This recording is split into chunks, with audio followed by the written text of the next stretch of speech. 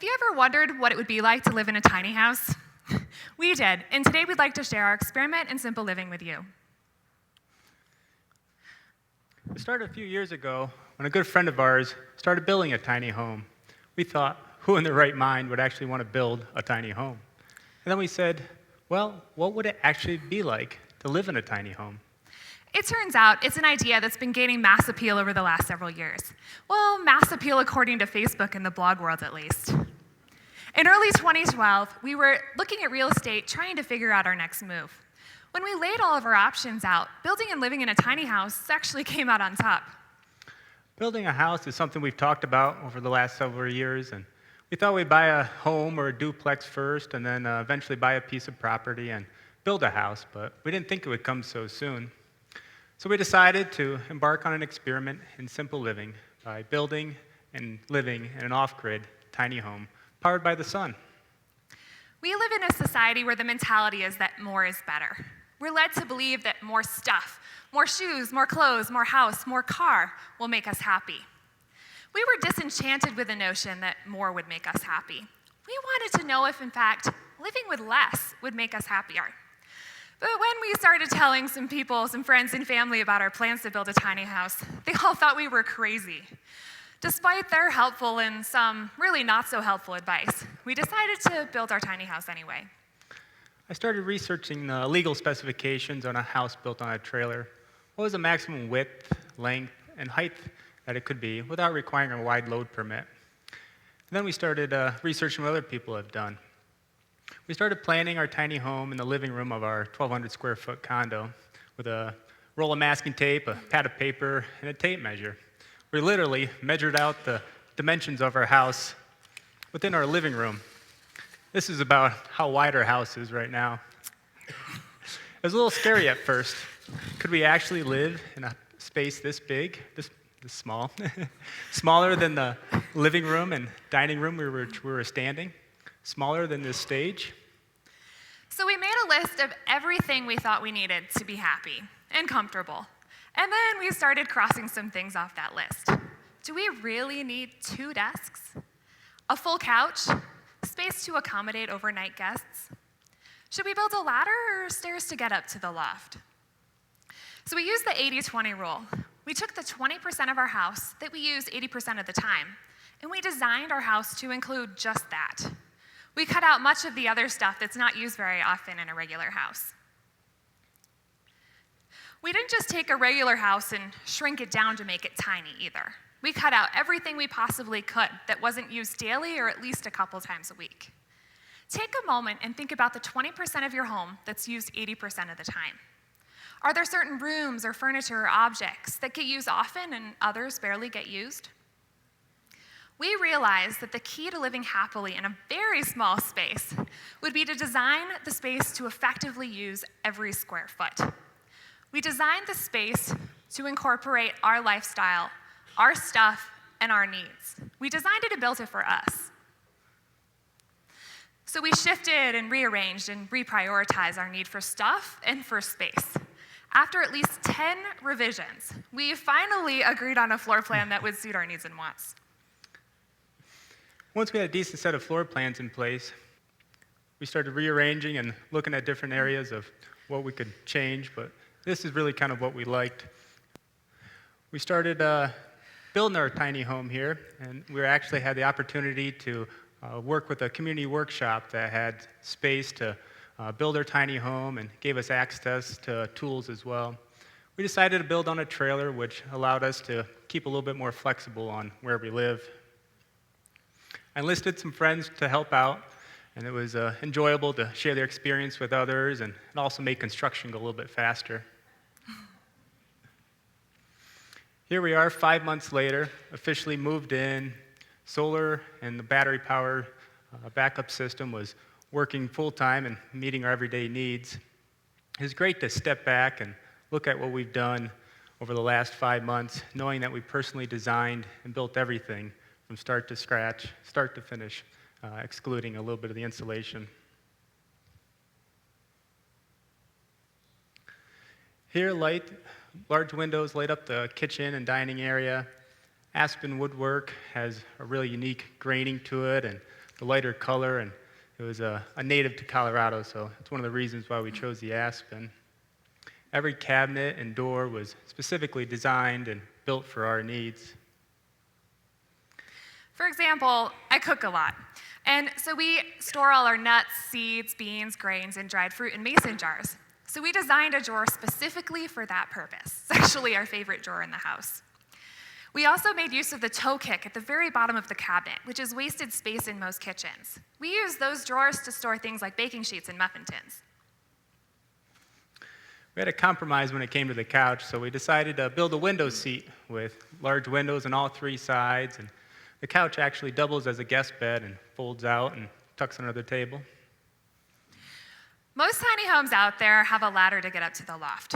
We were not too excited about climbing into and out of bed using a ladder each day. So we actually built stairs to get up into bed that also double as a dresser. Wasn't too excited about setting up a laptop on a kitchen table, so we designed and built a desk that would suit our needs.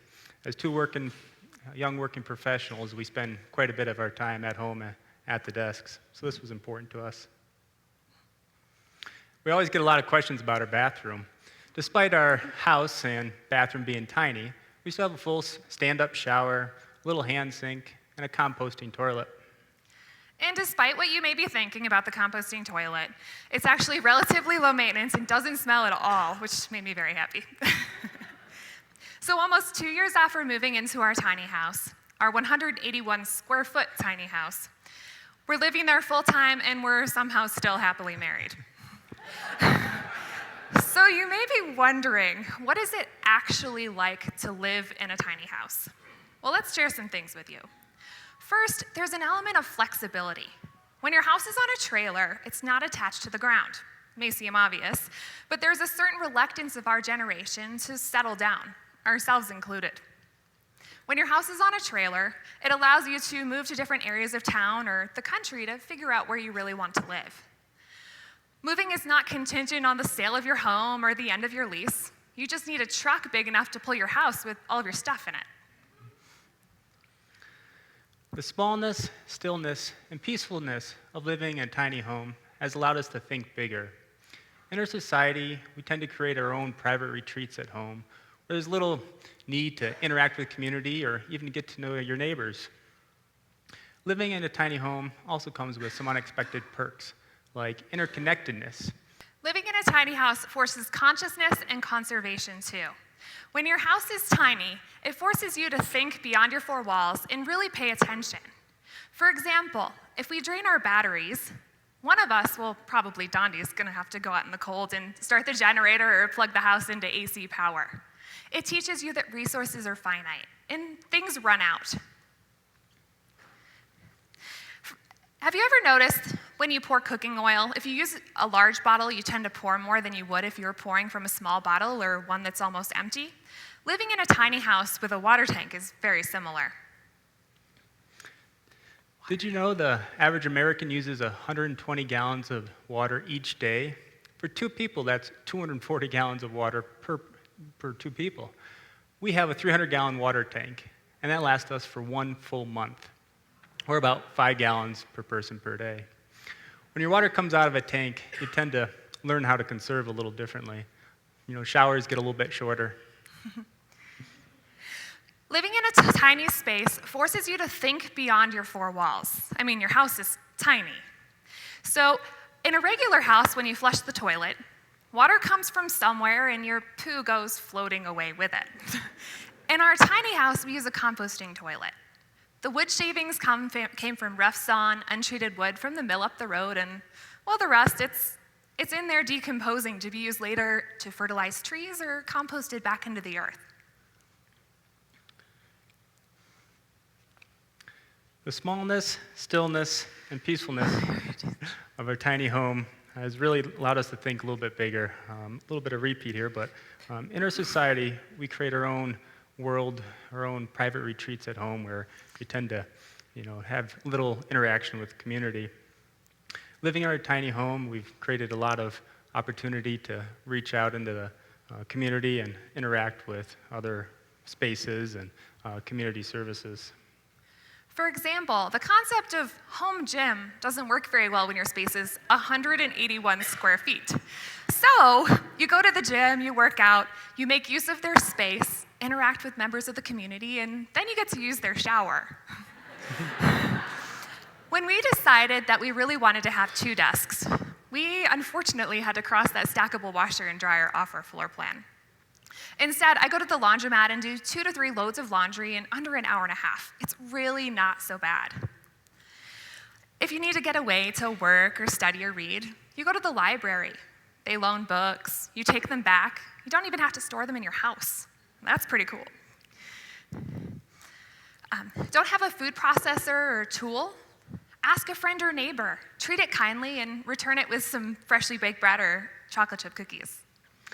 The limited space of living in a tiny home also changes your mindset around consumption. And in today's world, there's ads and media telling you to buy, and it's quite easy to fall into that trap. But when you live in a tiny home, space is at a premium. Organization is essential, and everything has its place. When we moved into our tiny home, we quickly learned to ask a few key questions before we buy anything. First, do we really need this thing? If I buy this thing, where is it going to go? If there isn't space for it, we either need to get rid of something to make room, or donate, recycle, or find space within our house. Forces consciousness about buying behaviors as well, and the accumulation of stuff.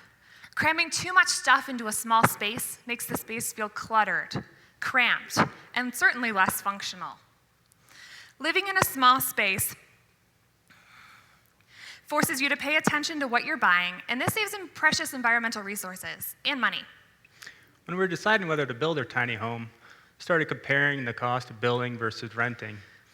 We calculated a 3-year payback based on the cost of building a tiny home that we would actually be excited to live in versus renting plus the utilities. The payback could have been even shorter, but one of my personal goals has always been to live off the grid. In building a tiny home, we were able to install solar panels and a battery storage system. With the house paid for, no mortgage payments, and limited utility expenses, we've been able to save for future expenses, like the baby on the way, and also save for additional adventures in the near future. After all, these are some of the reasons why we chose to build a tiny home. We wanted to know if, in fact, living simply would make us happier. Living in a tiny home has allowed us to downsize our stuff, rearrange our priorities, and focus on living differently. In the past 2 years, we've traveled and really explored the world. Home is where your stuff is, and the rest of the world is your playground. Instead of spending much of our free time on home repairs, lawn maintenance, and cleaning our house like we've done in the past, because that only takes about maybe 10 minutes per week now, we've really focused our time and energy on living bigger. For example, in the past 2 years, I attended the 2012 Olympic Games in London, published a book, worked with clients to improve their health through my nutrition practice, and finished my master's degree in human nutrition. I worked full-time as a civil engineer, contributed to local sustainability initiatives, studied hard, and recently took my professional engineering exam, which I just recently found out, too, that I passed. Yay. Hurry. Over the last few years, we've traveled to over 10 national parks, including Yellowstone, and we cycled the Durango 100 in southwest Colorado, and skied and snowboarded over a month in the Colorado Rockies. We just got back from a recent 2-week trip to Grand Canyon, Hoover Dam, Zion, and 4 other national parks. We also got to visit the slot canyons in southern Utah. Traveling and exploring is something we love to do. It allows us to see different parts of the world and the country, and allows us to immerse ourselves in other people's cultures and learn from our experiences.